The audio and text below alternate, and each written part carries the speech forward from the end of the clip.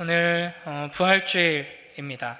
그래서 이제 부활에 관련된 찬양을 하고 이렇게 부활의 메시지를 전하는데, 사실은 이제 부활주일이 따로 뭐 이렇게 정해져 있다기보다는 매 주일이 부활주일이죠. 우리가 주일에 이렇게 모여서, 다른 요일이 아니라 주일에 모여서 예배 드리는 이유가 바로 이제 예수님께서 안식 후 첫날 주일 새벽에 부활하셨기 때문에 초대교회 때부터 그걸 기념해서, 원래 유대인들은 토요일에 뭐 예배를 드리고 이렇게 거룩하게 지켰는데, 이제 그리스도인들은 주일에 이렇게 모여서 예배를 드리기 시작했죠.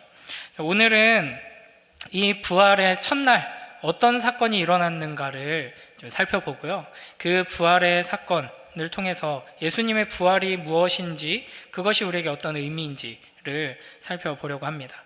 그리고 오늘 우리가 읽은 본문 안에서 이제 몇 명의 중요한 인물들이 등장해요. 요한과 베드로가 등장하고 또 마리아가 등장하는데, 전체 인물들을 다 살펴볼 수는 없고 시간상 마리아에 대해서 좀 살펴보면서 믿음이란 무엇인가, 예수 그리스도의 부활을 믿는 믿음으로 우리가 어떻게 나아갈 수 있는가 하는 주제를 살펴보려고 합니다. 그래서 크게 두 가지예요. 부활에 대하여서, 그리고 믿음에 대하여서 살펴보려고 합니다. 자, 먼저 1절 한번 보면요, 안식 후 첫날 일찍이 아직 어두울 때라고 이제 시점이 제시되고 있습니다. 이 안식 후 첫날, 이게 일요일, 주일을 의미하는 거예요. 이제 바로 앞에 19장에서 요한복음은 예수님의 십자가, 죽으심, 그리고 무덤에 들어가심, 장례를 치르는 장면으로 마무리가 됐습니다. 근데 여기 1절에는 생략되어 있는데 헬라어 성경으로 보면 그러나로 시작합니다.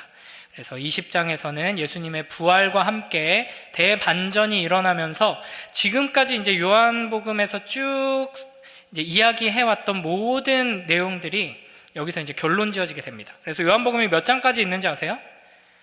21장까지 있거든요. 근데 21장은 프롤로그 같은 겁니다. 그래서 요한계시록의 결론, 이 전체 내용의 결론은 20장에서 마무리되고 있는 것을 우리가 볼 수 있습니다. 여기 보면은 안식 후 첫날 일찍이 누가 등장하냐면 막달라 마리아가 등장합니다. 다른 복음서에 보면 여러 여인들이 함께 이제 예수님의 무덤으로 새벽 일찍부터 찾아가는데, 요한복음에서는 이 막달라 마리아라는 한 여인에게 초점을 맞추고 있습니다. 근데 요한복음에서는 여기 처음 등장하는 사람인데, 이미 아마도 요한복음을 처음 읽는 독자들은 막달라 마리아가 누군지를 잘 알고 있었던 것 같아요. 왜냐하면 공관복음에서 이미 이 사람이 등장하고 있습니다. 누가복음 8장에 보면은 7 귀신 들린 그녀를 예수님께서 고쳐주셨다고 말하고 있습니다. 그러니까 귀신 하나 들렸어도 정말 고통스러웠을 텐데 7 귀신이나 들린 채로 아주 비참한 삶을, 죽는 게 나을 정도로 끔찍한 삶을 살아가던 이 막달라 마리아를 예수님께서 구원해 주십니다. 그 구원의 은혜를 힘입은 이 막달라 마리아는 그 이후로 계속해서 예수님을 따라다니면서 섬깁니다. 예수님과 항상 동거동락한 12 제자들, 또 예수님을 계속해서 따라다니던 여러 무리들이 있었고, 그 중에서 이제 여자 제자들이라고 부를 수 있을 만한 이제 여성들이 있었는데, 그 중에 한 명이 이제 막달라 마리아였던 것이죠. 자, 이 마리아가 왜 이렇게 새벽 일찍부터 예수님을 찾으러 갔을까요? 자, 무덤에 있는 예수님의 시체를 돌보기 위해서였습니다. 이제 유대인들의 장례 풍습은 이제 시체를 동굴에다가 이제 뉘어놓고, 이제 보통 가족들이 그 한 동굴에 다 같이 묻힙니다. 할아버지가 묻히면 이제 나중에 또 몇 년 후에 또 할머니가 묻힌다든지 그런 식으로 온 가족이 계속 한 동굴 안에 묻히게 되는데, 이 예수님은 아리마대 요셉이라는 부자 유대인이 자기 무덤을 내어줘서 예수님이 거기 이제 묻히셨죠. 근데 예수님이 십자가에 달려 죽으시고 이제 장례를 치르는 시간이 3시간 정도밖에 없었습니다. 안식일이 딱 시작되면, 해지면 안식일 시작이거든요. 그래서 이제 3시부터 6시, 3시간 정도밖에 장례를 치룰 시간이 없었기 때문에 이걸 좀 이제 마무리하고, 원래 또 유대인들은 한 2, 3일 정도는 계속 이제 무덤에 다시 가서 시체한테 약품을 바르고 이런 의식들을 계속 했기 때문에 이제 이걸 하기 위해서 간 것이죠. 우리가 이제 예수님의 시체가 어떤 모습으로 있었을까를 오늘 좀 잘 생각해야 되는데, 쉽게 생각하면 이집트 미라 생각하면 됩니다. 이게 뭐 두루마리 휴지 같은 걸로 돌돌돌돌돌 말아놓잖아요. 그런 거 비슷하게 길다란 천으로 시체를 돌돌돌돌 감싸서 놔두게 되죠. 근데 그냥 천으로만 감싸는 게 아니라 향품, 이제 향유라고 부르는데 뭐 향수, 뭐 기름 뭐 이런 거 비슷한 걸로 생각하면 돼요. 아주 비싼 이제 기름, 향기가 나는 기름을 덕지덕지 바르면서, 이제 그게 그냥 이렇게 기름이고 조금 이렇게 찐덕찐덕한 건데, 그런 약품을 바르면서 둘둘둘둘 둘러싸니까 이제 아주 무겁게 되죠. 이제 그 예수님의 시체를 돌보기 위해서 이 막달라 마리아가 아주 새벽 일찍부터 길을 나섰는데 뭘 보게 되죠? 돌이 무덤에서 옮겨진 것을 보게 됩니다. 이 유대인들의 무덤은 동굴 형태로 돼 있고 큰 돌, 거의 뭐 바위라고 부를 만한, 근데 뭐 그렇다고 뭐 이제 그림 같은 데서 보면 엄청 크게 그려지기도 하는데, 보통 이제 뭐 그냥 구멍을 뚫어놓고 거기 이제 쑥그려서 들어가기 때문에 뭐 사람 키보다 훨씬 큰 돌이라기보다는 뭐 사람 덩치만한 요만한 이제 돌덩이로 막아놓는데, 이제 그걸 사실 여자 혼자서, 여자 몇 명이서는 옮기기 힘들죠. 이제 건장한 힘센 남자 여러 명이서 이제 옮겨야 되는데, 이미 그게 열려 있는 걸 무덤 가까이 갔을 때 확인하게 되는 겁니다. 그래서 우리 2절을 볼까요? 2절을 보면은 시몬 베드로와 예수께서 사랑하시던 그 다른 제자에게 달려가서 말합니다. 예수님의 사도들, 12 제자들 중에 가장 중요한 수제자라고 할 수 있는 시몬 베드로, 그리고 예수님께서 사랑하시던 또 다른 제자. 요한복음에서 이 사람이 계속 등장하거든요. 예수님께서 사랑하신 제자. 이게 이제 요한이 자기 자신을 이야기하는 겁니다. 그래서 베드로와 요한에게 이 막달라 마리아가 달려가서 무덤이 열려 있다는 소식을 전하는데 뭐라고 말하냐면요, 사람들이 주님을 무덤에서 가져다가 어디 두었는지 우리가 알지 못하겠다라고 말합니다. 그러니까 여기서 이제 우리가 볼 수 있는 게 뭐냐면, 막달라 마리아가 예수님을 믿지 못하고 있다 하는 겁니다. 그러니까 예수님께서는 제자들에게, 사람들에게, 특히 제자들, 막달라 마리아도 예수님과 항상 동고동락하면서 계속 따라다녔는데 분명히 반복해서 말씀하셨어요. 내가 죽을 것이다, 그리고 부활할 것이다, 그리고 이제 아버지께로 갈 것이다. 그게 이제 요한복음 앞부분에서 계속 나오는 예수님의 설교이고, 그 앞에서도 반복해서 했던 말씀이죠. 근데 예수님께서 죽으셨을 때 제자들도, 마리아도, 여인들도 슬피 울고, 또 제자들은 무서워서 도망가고 숨고 뭐 이런 반응을 보였습니다. 그리고 이제 예수님의 무덤을 찾아갔는데 안식일이 지나고 무덤이 열려 있다.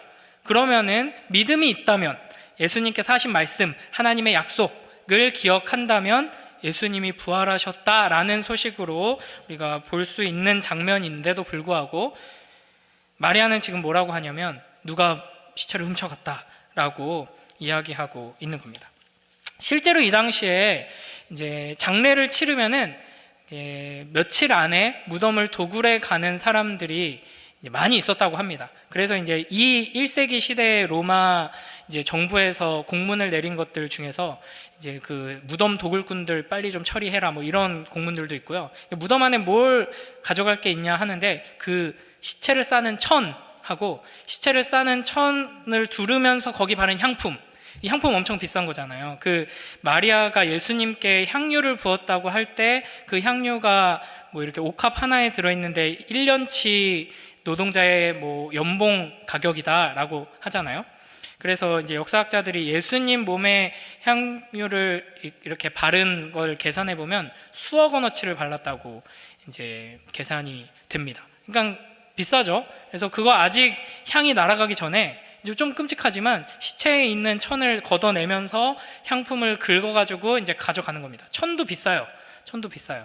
요즘은 옷장 가면은 옷이 뭐 몇십 벌씩 다 있죠. 근데 또 자매들은 옷장에 몇십 벌 있는데 입을 옷이 없어 하면서 옷을 사잖아요. 근데 1세기 고대 사회에서는 평생 한 사람이 가지는 옷이 뭐 한두 벌이 되지 않습니다. 그래서 한두 벌 가지고 입다가 해지면 또 새로운 옷을 어떻게 얻는 거고, 그렇기 때문에 이런 천 같은 것도 굉장히 귀하고 비싸죠. 그래서 이제 이런 도둑들이 도구를 해갔구나, 예수님 시체를 훔쳐갔구나, 이렇게 생각하면서 소식을 전한 거죠. 자, 3절, 4절, 5절을 한번 볼까요? 이제 베드로와 요한의 반응입니다. 우리 한번 3, 4, 5절을 함께 읽어보겠습니다. 시작.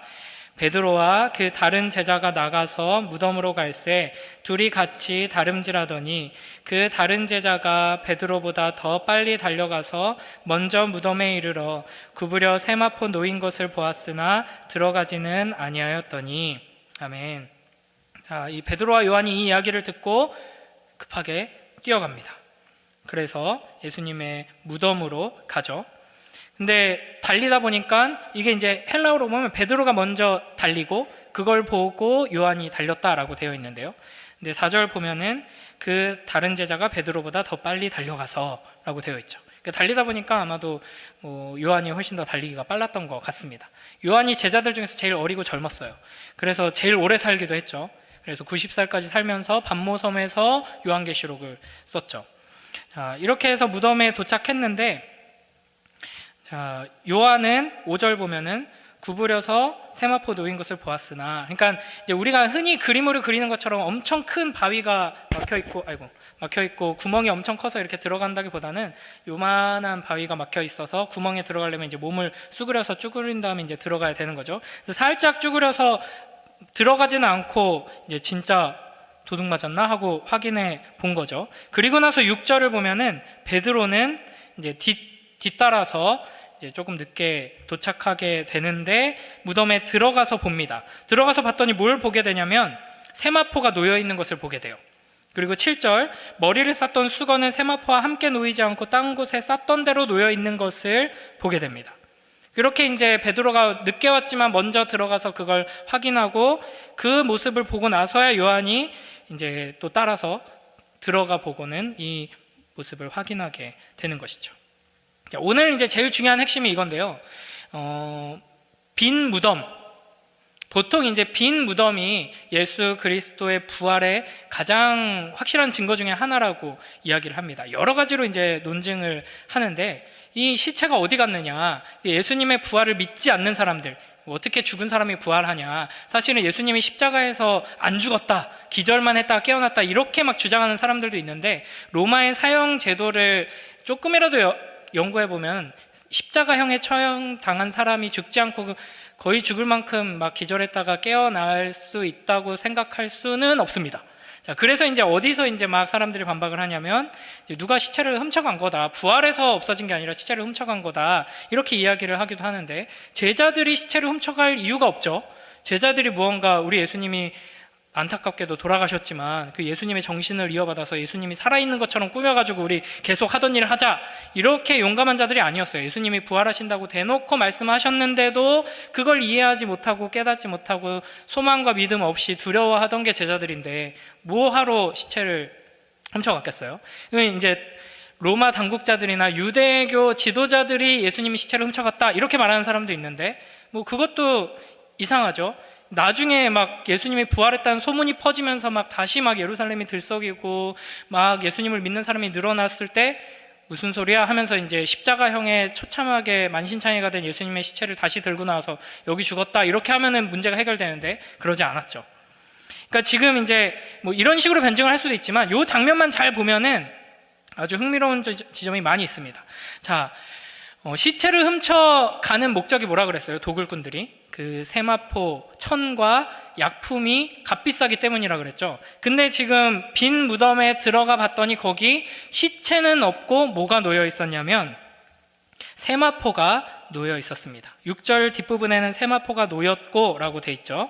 그리고 7절에 머리를 쌌던 수건은 세마포와 함께 놓이지 않고 딴 곳에 쌌던 대로 놓여 있더라. 그러니까 이게 이제 도굴꾼들이 시체를 만약에 무슨 이유인지 모르겠지만 시체만 훔쳐간다, 그것도 이제 일단은 이해가 안 되죠. 훔쳐가려면 시체는 놔두고 향품이랑 세마포를 훔쳐갔을 텐데, 시체만 훔쳐간다고 해도 세마포를 풀어서 다시 그거를 정리해서 이렇게 잘 놔두고 갈 리가 없잖아요. 근데 여기 자세히 보면은 세마포가 놓였다라고 이제 기록되어 있는 표현이 둘둘둘 말려 있는 그 상태 그대로 놓여 있다라는 말입니다. 굉장히 흥미롭죠. 그러니까 몸통 부분은 길다란 천으로 이렇게 돌돌돌 감싸고요. 머리 같은 부분은 또 따로 다른 천으로 또 쌉니다. 보통 시체가 이렇게 누워 있으면은 턱이 이렇게 벌어지는 경우가 많아서 이제 얼굴을 이렇게 턱 다친 사람 이렇게 감싸는 것처럼 이렇게 감싸고 머리를 이렇게 감싸죠. 이제 수건이 두 개가 있는 거죠. 근데 그게 돌돌돌돌 나선형으로 말려 있는 그 상태 그대로 그 자리에 놓여 있다라고 하는 겁니다. 세마포는 그대로 있어요. 그런데 시체는 없는 상태입니다. 그러니까 이제 도굴을 당한 게 아니라 이상하게 예수님의 시체만 감쪽같이 사라진 모습을 보게 되는 것이죠. 이게 이제 예수님의 부활이 어떤 형태로 일어났는지를 잘 보여주는 장면입니다. 이 장면 조금 뒷부분에 어떤 이야기가 나오냐면요, 우리 요한복음 20장 19절 한번 읽어볼까요? 자, 요한복음 20장 19절 함께 읽어보겠습니다. 시작.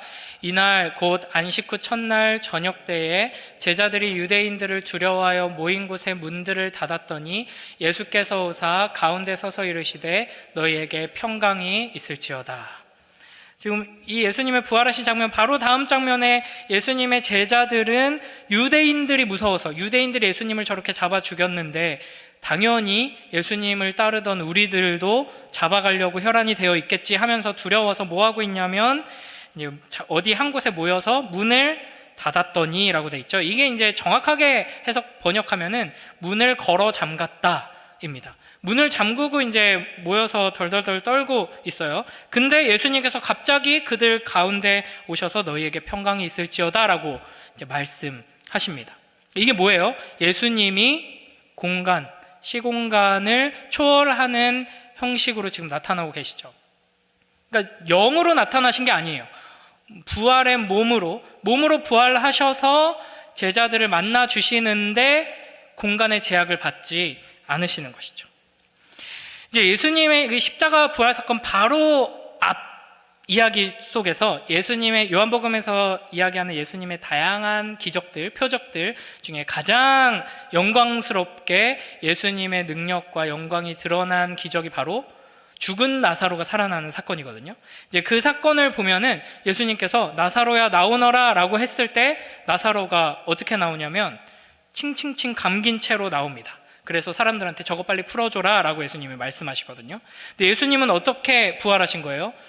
거의 죽다가 살아나서 아이고 나 진짜 죽을 뻔했네 라고 하면서 칭칭 감긴 걸 풀면서 막 온몸에 상처가 난 상태로 제자들에게 나타나신 것이 아니라 이제 시간과 공간을 초월하시는 영광스러운 새로운 몸, 우리가 쉽게 이해할 수 없는 새로운 차원의 몸을 입으시고 이제 부활하셨다 하는 것입니다. 이게 이제 둘둘 말린 채 그대로 놓여 있는 세마포와 이제 문을 잠고 모여 있는데 나타나신 예수님을 통해서 우리가 알 수 있는 예수님의 부활이 어떤 형태인가 하는 내용입니다.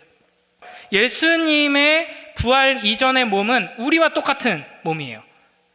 맞으면 아프고 병 걸리고 죽을 몸. 나사로가 부활했죠. 다시 살아났는데 그 나사로가 부활했을 때 입은 몸도 그 몸입니다. 죽어서 누워있던 그 몸 그대로 일어난 거예요. 그러나 예수님께서는 우리가 어떻게 쉽게 설명할 수 없고 이해할 수 없는 영광스러운 새로운 몸, 다른 차원의 몸, 영원한 몸을 입고 부활하신 것이죠.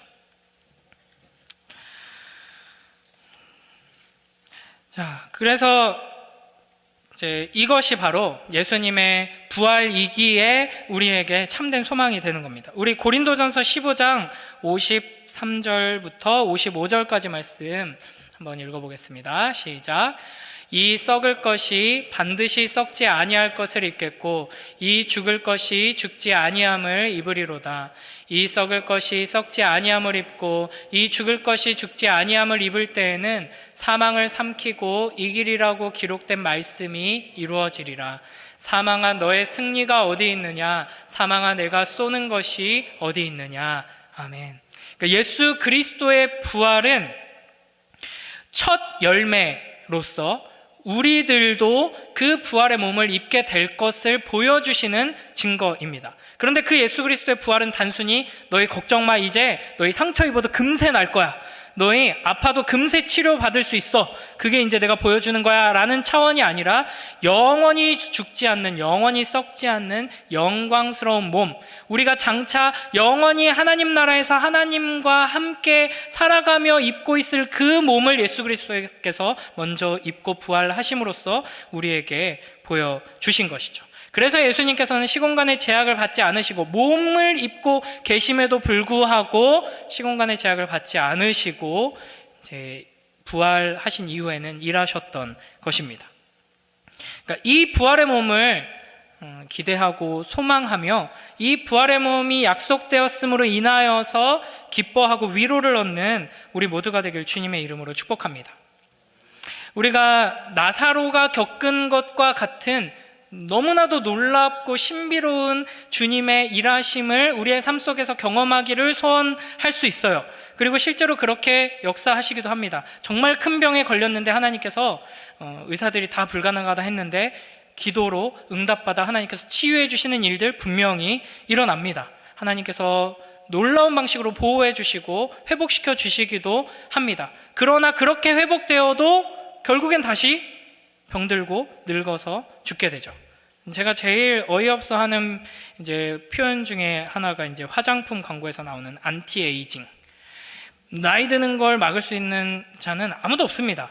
우리 모두는 다 나이 들어 가고 있어요. 아직 여기 이제 자라나는 중인 분들이 몇 분 계시지만 이제 자라나는 것이 끝나고 나는 순간부터 우리는 다 나이 들어가고 병 들어가고 약해져 가고 죽어갑니다. 그걸 결코 거스를 수 없죠. 그러나 우리 주 예수 그리스도께서 영광스러운 부활의 몸으로 우리에게 찾아오셔서 보여주십니다. 우리는 이제 영원히 썩지 않는 몸을 입고 주님과 함께 하게 될 것이죠. 그리고 이제 여기서 이제 더 우리가 위로받을 것은 지금은 우리가 이 썩을 몸을 입고 있기 때문에 이렇게 힘든 거예요. 여러분이 이 예배 시간에, 이 귀한 시간에 이렇게 막 눈꺼풀이 내려앉는 것, 우리 몸이 썩을 몸이기 때문인 거거든요. 네. 여러분이 썩을 놈들이기 때문이 아니라 우리 몸이 썩을 몸이기 때문입니다. 그러니까 여러분, 이게 이제 주님을 사랑하는 자들에게는 예수 그리스도의 부활의 몸이 이제 시공간의 제약을 받지 않는 우리의 이 연약함에서 벗어난 영광스러운 몸이다 하는 것이 우리에게 참된 소망이 됩니다. 왜냐하면 여러분, 주님을 사랑하시죠? 주님을 너무 사랑하시죠? 그래서 매 순간 주님을 예배하고 주님의 영광을 드러내면서 찬양하면서 그 말씀 붙들고 묵상하면서 사랑하면서 살아가고 싶잖아요. 근데 그게 왜 잘 안 돼요? 우리 몸이 썩을 몸이어가지고 우리가 연약해서 그래요. 매 순간 말씀 계속 읽고 매 순간 다른 사람들을 위해서 예수님의 사랑으로 막 이렇게 사랑으로 섬기고 싶지만 일단 내 배가 고픈데 밥을 먹어야죠. 일단 내가 너무 몸살이 나가지고 피곤한데 일단 약 먹고 쉬어야죠. 이렇게 너무 이제 눈을 초롱초롱 뜨고 하나님 말씀을 귀 기울여 들으면서 마음속 깊이 새기고 싶지만 너무 이제 졸리니까 어떡해요? 이게 이제 우리의 몸의 연약함인데, 장차 주님께서 우리에게 주실 몸은 이러한 우리의 연약함으로 인하여서 주님을 사랑하는 데 방해받지 않는 몸이 된다 하는 것입니다. 이런 육체의 연약함과 이 세상의 모든 굴레를 벗어서 자유함으로 주님과 영원히 사랑 나누는 그날을 소망하고 꿈꾸는 우리 모두가 되길 주님의 이름으로 축복합니다. 자, 그 다음에 우리 10절, 11절 한번 읽어볼까요? 자, 한 가지 주제 끝냈어요. 이제 마리아에 대해서 좀 더 자세히 살펴보겠습니다. 자, 10절, 11절 함께 읽습니다. 시작. 이에 두 제자가 자기들의 집으로 돌아가니라. 마리아는 무덤 밖에 서서 울고 있더니 울면서 굽으려 무덤 안을 들여다보니. 그래서 이제 이 본문 속에서 믿음이라는 주제를 자세히 다룰 시간은 없지만 여기 보면은 베드로와 요한이 한 묶음이고요, 마리아가 한 묶음으로 조금 다른 양상을 보입니다. 베드로와 요한도 봤어요. 그렇죠? 증거를 봤어요. 빈무덤과 세마포. 그리고 믿었다라고 표현을 합니다. 이게 이제 요한복음 20장의 이제 독특한 표현인데, 믿었다라고 하고 이제 가로치고 뭐라고 돼 있죠, 9절에. 말씀 주님을 깨닫고 말씀하신 대로 제대로 믿는 건 아니지만 일단 믿었다고 이제 표현을 하고 있어요. 그런데 10절에 보면 어떻게 되냐면 두 제자는 자기들의 집으로 돌아갑니다. 그렇죠? 증거를 보고 이제 믿었지만 집으로 돌아가죠. 그러나 그에 반면에 마리아는 무덤 밖에 서서 울고 있습니다. 이게 여기서 이제 어떤 대조가 드러나냐면 이 베드로와 요한은 돌아갈 집이 있는 사람들인 거예요. 그래서 제자들 나중에 예수님 부활하신 거 만나고 나서도 이제 우리가 이제 이 주님을 따를 자격이 되나 하고 막 다시 돌아가가지고 고기 잡고 막 이러잖아요. 그러니까 돌아갈 집이 있는 이들은 이 증거를 보고 이제 하나님께서 믿음으로 인도하시는 것을 경험함에도 불구하고 다시 집으로 돌아갑니다. 그런데 이 마리아는 어떤 처지냐면요, 갈 곳이 없어요. 이 마리아는 7 귀신 들린 최악의 비참한 인생을 살아가다가 주님께 구원받아 회복된 사람입니다. 그래서 주님만 바라보면서 주님만 따르면서 살아갔어요.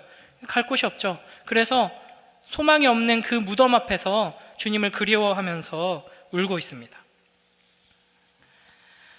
자, 그때 뭘 보게 되냐면 12절 우리 함께 읽어보겠습니다. 시작. 흰옷 입은 두 천사가 예수의 시체 뉘었던 곳에 하나는 머리편에 하나는 발편에 앉았더라.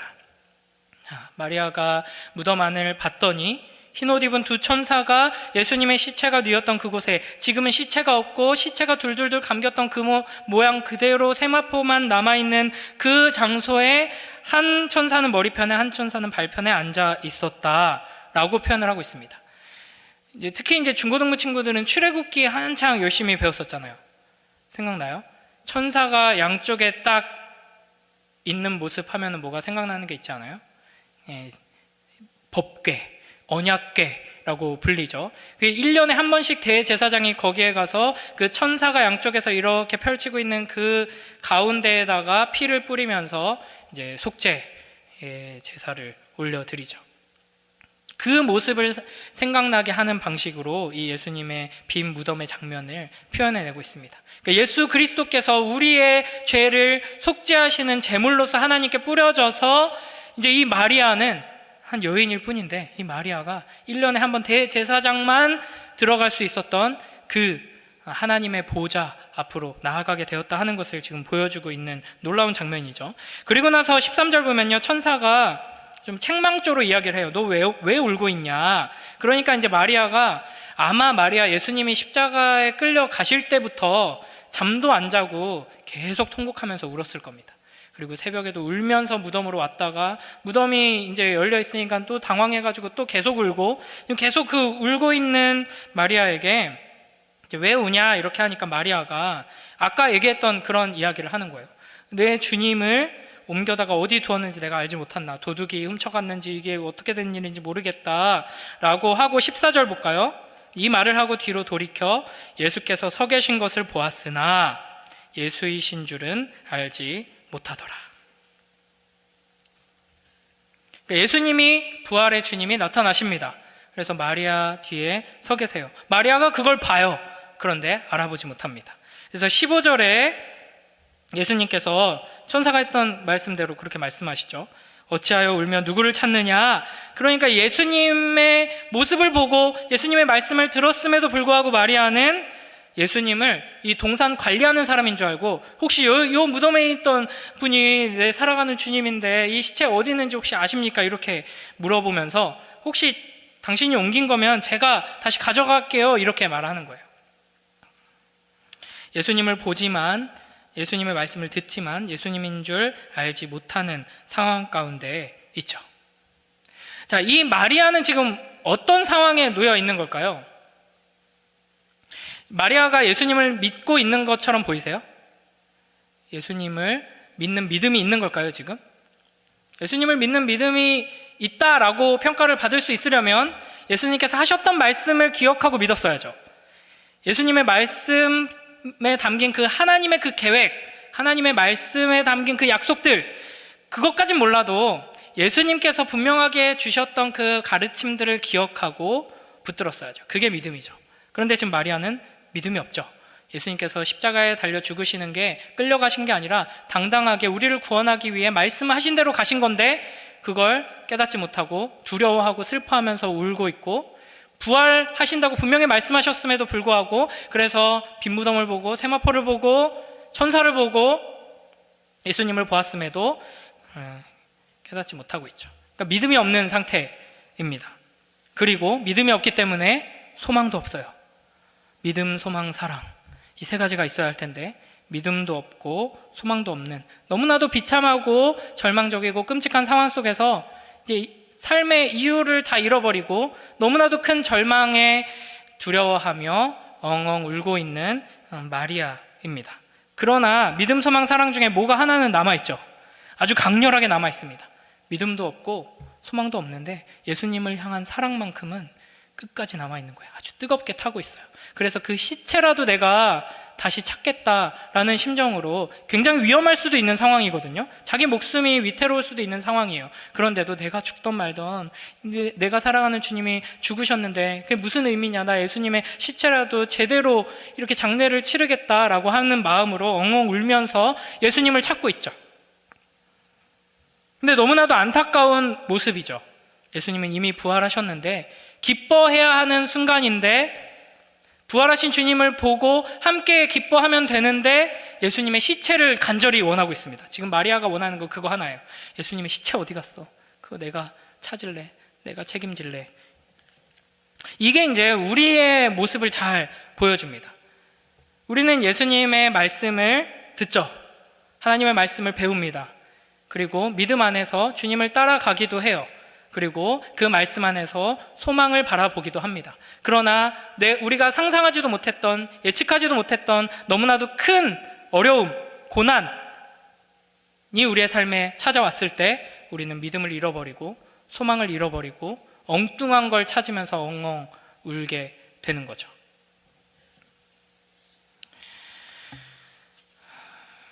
그래서 예수님께서 분명히 부활하셔서 오셨음에도 불구하고, 옆에 계심에도 불구하고 알아보지 못하는 겁니다. 부활하신 예수님을 알아보지 못하는 거는 그 유명한 이야기 아시죠? 엠마오로 가는 두 제자. 이제 두 명의 제자가 예루살렘에서 이제 엠마오로 이제 걸어가는데 예수님께서 오셔가지고 우리 같이 가자 하고 걸어가면서 한참을 얘기하는데도, 예수님에 대해서 얘기하는데도 그게 예수님인 줄 알아보지 못하고, 아이고 예수님이 죽었어 이러면서 이제 여행을 하면서 가다가 나중에서야 보게 되죠. 왜 이렇게 예수님을, 특히 이제 막달라 마리아 같은 경우는 예수님을 이렇게 열렬히 사랑하는데, 그래서 그 뜨거운 눈물이 계속 흐르고 있는데도 예수님을 보지 못하는 걸까요? 또 사진 하나만 보여주시겠어요? 사진 하나 더 있는데, 방송실 계신가요? 네. 이게 뭘 설명하는 그림이냐면, 이제 양자역학의 저도 까먹었어요. 양자역학의 어떤 내용들을 설명하는 그림인데, 여러분 양자역학이 뭔지 알아요?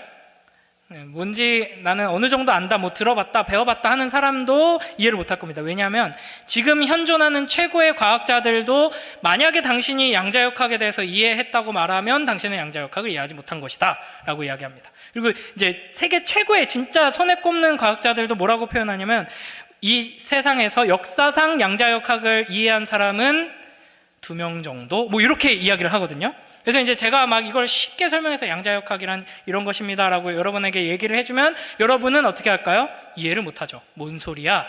제자들이 예수님께서 십자가와 부활을 이야기하셨을 때 이런 반응이었습니다. 그리고 나서 이제 여러분에게 이런 게 가능한지 모르겠지만, 이제 양자역학의 양자 떨림 현상 이런 걸 여러분 눈으로 볼 수 있게 보여줘요. 그러면 이게 아까 설명했던 그 현상이 저거구나 라고 이해할 수 있겠어요? 좀 뭘 보여주는 거야? 라고 반응하겠죠. 제자들이 예수님의 부활을 볼 때도 그랬던 것입니다. 너무 안타깝죠. 예수님을 너무 사랑해서 절망 가운데 울고 있는데 예수님이 옆에 계신데 보지 못하고 깨닫지 못하고 여전히 절망 가운데 있습니다. 그래서 예수님께서 어떻게 하시는가, 16절 우리 함께 읽어보겠습니다. 거기 아니고요. 요한복음 우리 오늘 본문 16절 함께 있습니다. 시작. 예수께서 마리아야 하시거늘 마리아가 돌이켜 히브리 말로 라보니 하니 이는 선생님이라는 말이라. 아멘. 예수님께서 마리아야 부르십니다. 그때 마리아는 보게 됩니다. 그때 마리아는 깨닫게 돼요. 그래서 라보니 이렇게 부르거든요. 저기 중심상가에 라보니 베이커리라고 있는데 비슷한 말인지 모르겠는데, 라보니 랍비에서 파생된 말이거든요. 근데 이게 이제 높여서 선생님을 부르는 말인데, 유대인들이 이 용어는 주로 하나님을 향해서, 하나님도 우리의 선생님이시잖아요. 그러니까 하나님을 예배할 때 하나님을 향해서 주로 쓰는 단어입니다. 그러니까 예수님께서 마리아야 부르셨을 때 마리아는 그제서야 부활의 주님을 보고 깨닫게 되고 주님하고 부르게 된 것이죠. 아까 보여주셨던 요한복음 10장 3절 말씀 함께 읽겠습니다. 요한복음 10장 3절 함께 읽습니다. 시작. 문지기는 그를 위하여 문을 열고 양은 그의 음성을 듣나니 그가 자기 양의 이름을 각각 불러 인도하여 내느니라. 아멘.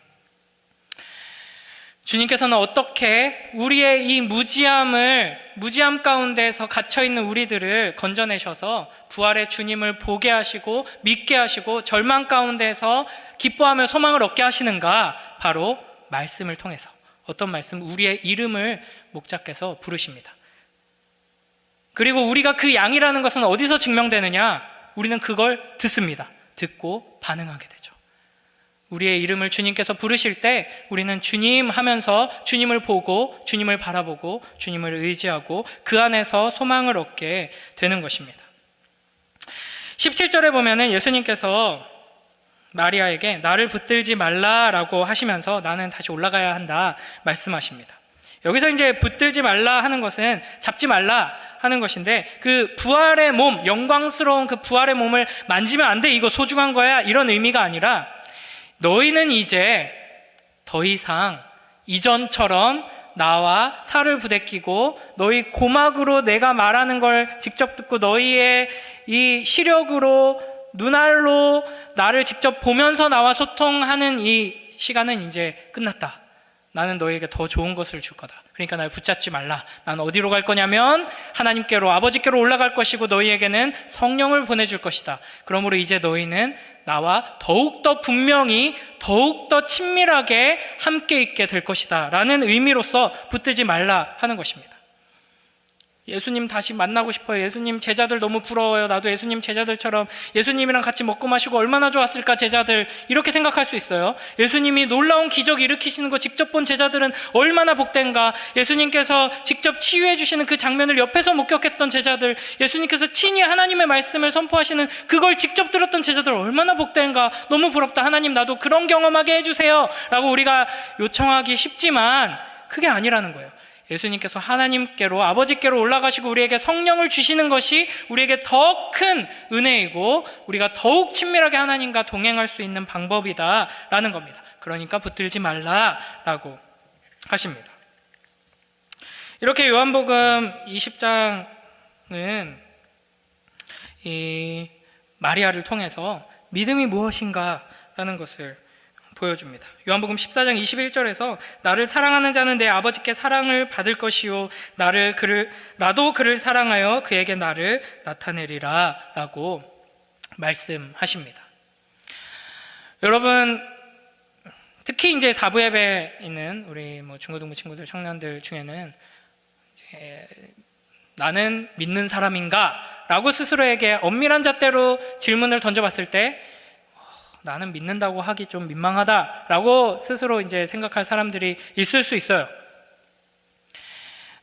이 지금 요한과 베드로처럼 하나님 그 말씀이 지금 여기서 어떻게 이루어지는지 이런 이해는 없는 상태, 하나님의 약속이 무엇인지 잘 모르고 예수님이 누구신지 잘 모르고 삼위일체가 어떻고 구원이 어떻고 이런 거 저는 잘 모르겠어요.